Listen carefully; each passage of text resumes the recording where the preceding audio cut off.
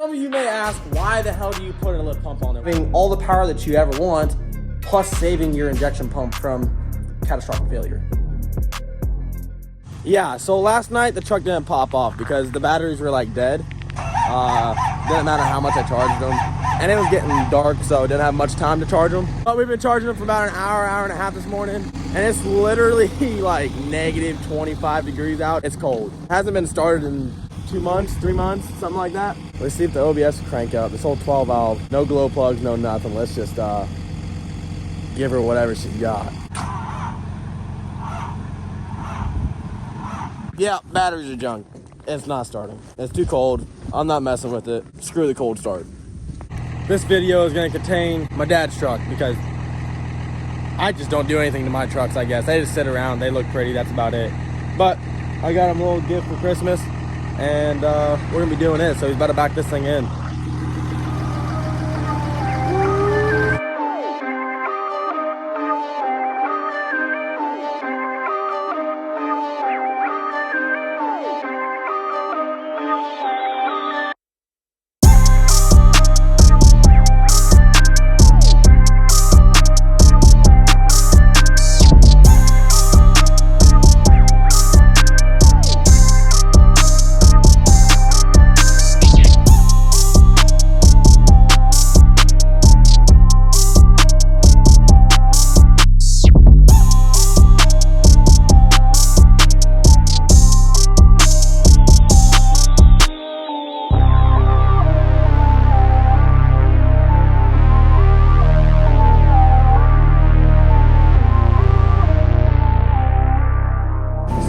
I got him this D&J precision machine, billet aluminum, yeah, billet aluminum valve cover. He has to do valve lash on this thing. It just did 105,000 miles, so it needs valve lash.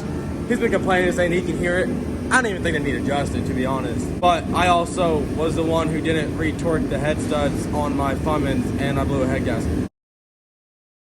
Who knows? I may be talking out my ass.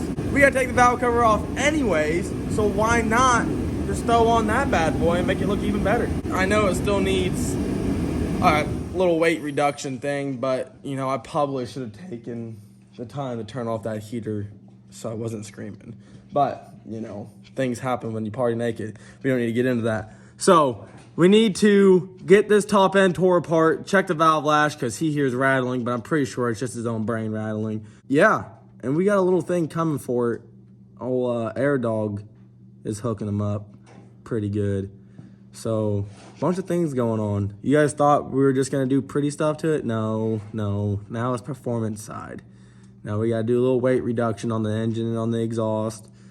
You know, a little weight reduction just for like economy, you know, so you can get less weight is like less wear on the road, less potholes, less wear on your tires, suspension.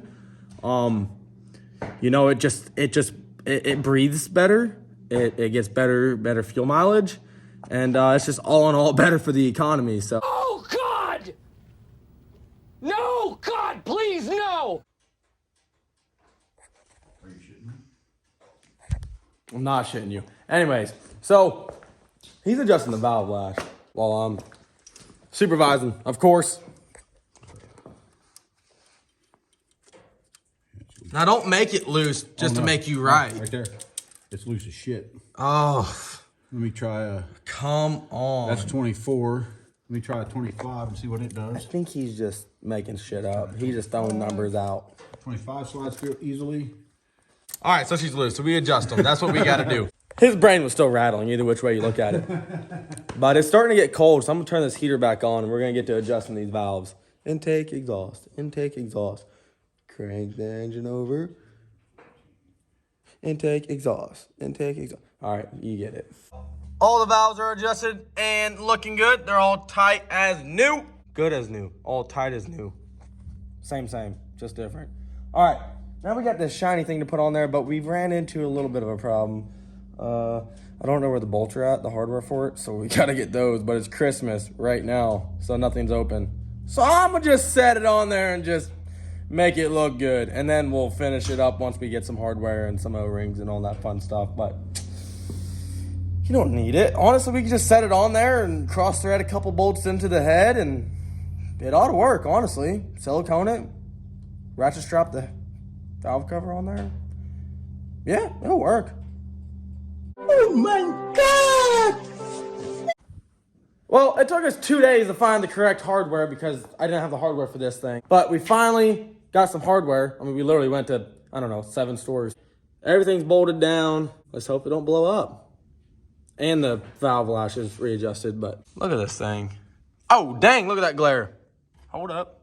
Wait a minute. Let's start her up. See if she's leaking a whole bunch. Let's hope it's not leaking, right? Oh, what it is. Oh, watch out.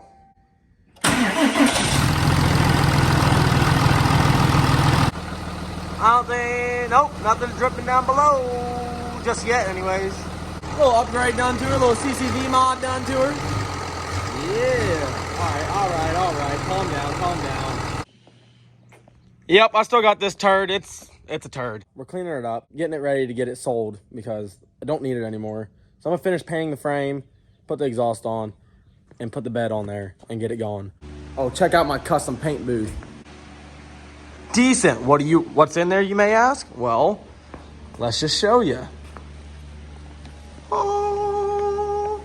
It's going on that orange OBS. I gotta get it in primer like ASAP. Well, OBS bed's primed up. I got the frame looking real good. I got it all painted and clear coated and everything. And anyways, we got this all cleaned up and painted. Looking good. So the only thing left to do is put the AirDog fuel system on this. We're gonna get it pulled in here and drill a hole in the fuel tank. AirDog fuel systems hook the 4G up. This is the one box. I don't know what's all on this one, but we're about to find out. My dad complains about not getting shirts, so I need a shirt too, because I gotta rep them. Why not, right? Oh, well that's nice to have. Look at that. That's mine too.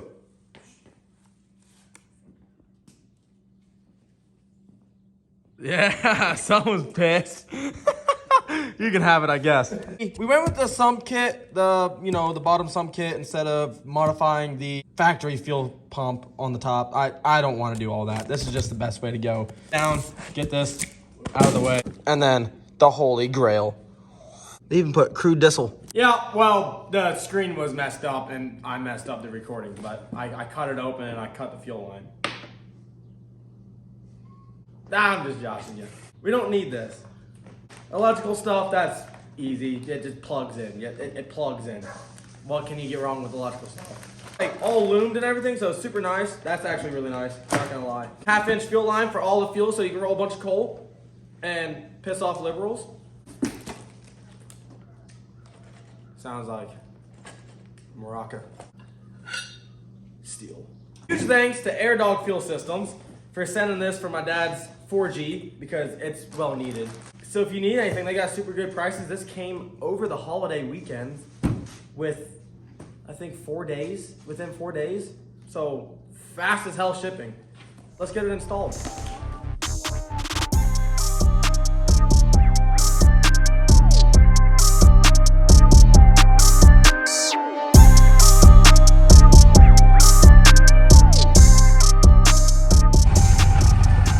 As you can see, there's no AirDog fuel system. And I'll tell you why. I was fixing to put it on and my dumbass messed up horribly. I read the torque specs wrong. I was just, I don't know, I was in a hurry. It was been a long day. It's been a long weekend. I was just in a hurry. I ended up snapping off the most common one to snap off, which is the 1/4-inch NPT fitting. Yeah, snapped it right off in the pump. We got the other part of the deal out, so that's okay. So AirDog's being super nice. He was like, yeah, you were an idiot, but you know, we've got probably 3 million of these fittings because everybody snapped at least one off. So he's got a new one coming in. Hopefully he'll be here next week, this week. But my pops, he's got to go to Kansas. But until then, this thing is on hold. I know it looks the same, but it's not the same. Trust me, this is a week later. So AirDog was very, very nice. And they decided to send me some new ones here. And would you look at that? They knew I might mess up again, so they sent me 2. What nice guys. I appreciate that. But we're going to get it right this time and not mess it up. So let's finish putting together the pump, putting all the fittings on there, making sure they're torqued to spec.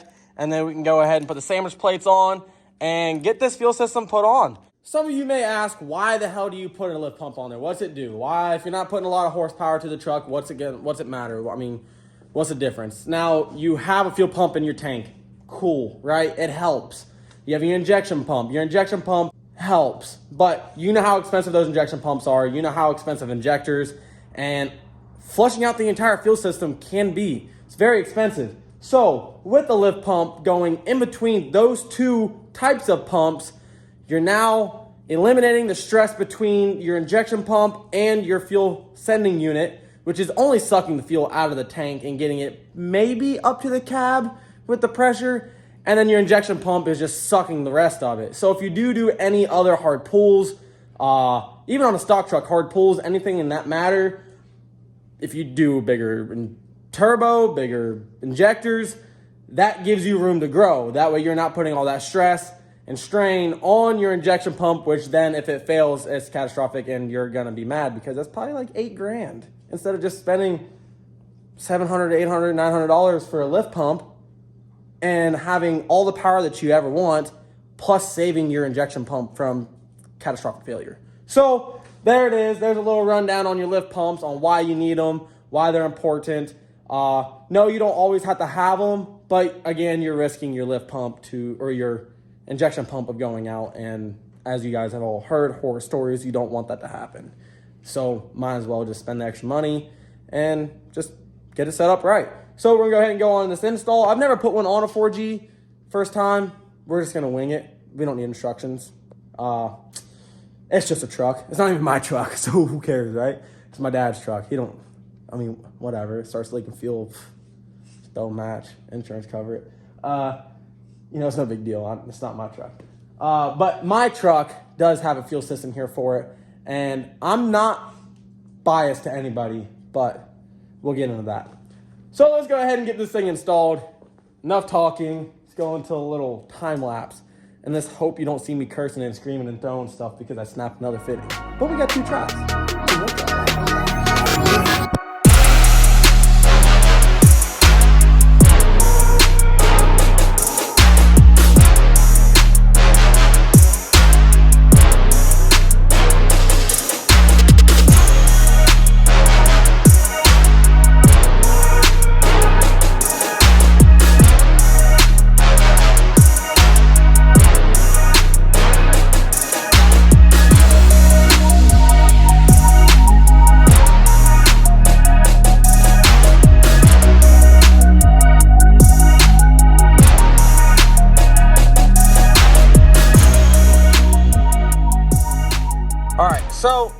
So up here on the top, this fitting right here has a new 1/2-inch fuel line.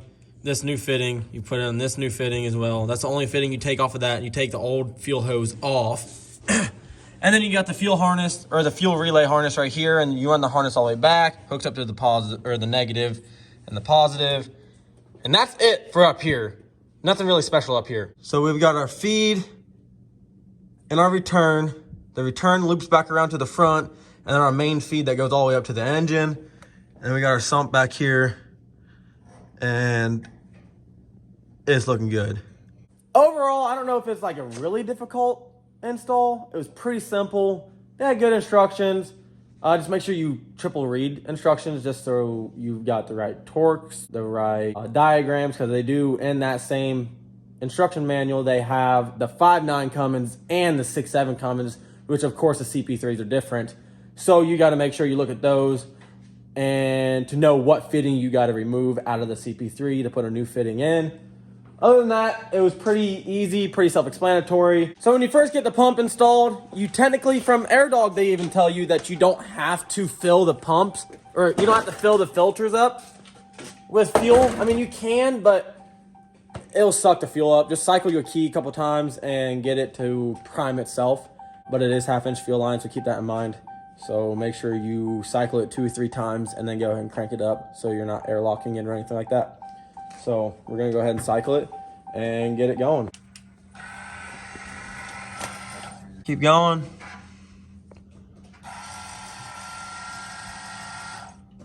And you should hear a difference.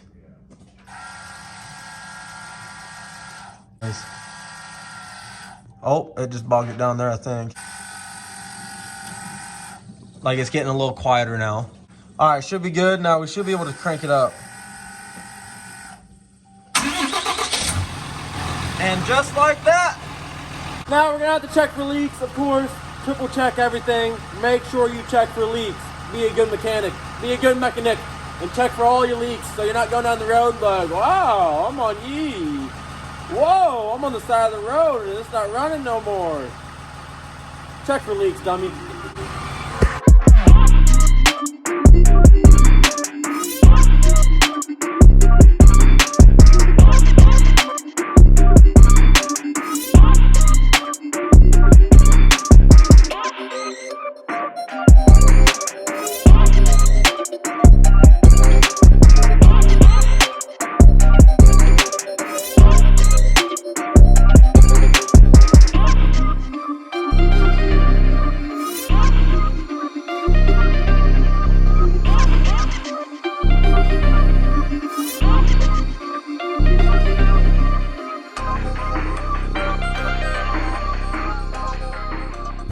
You won't do a burnout, I heard it.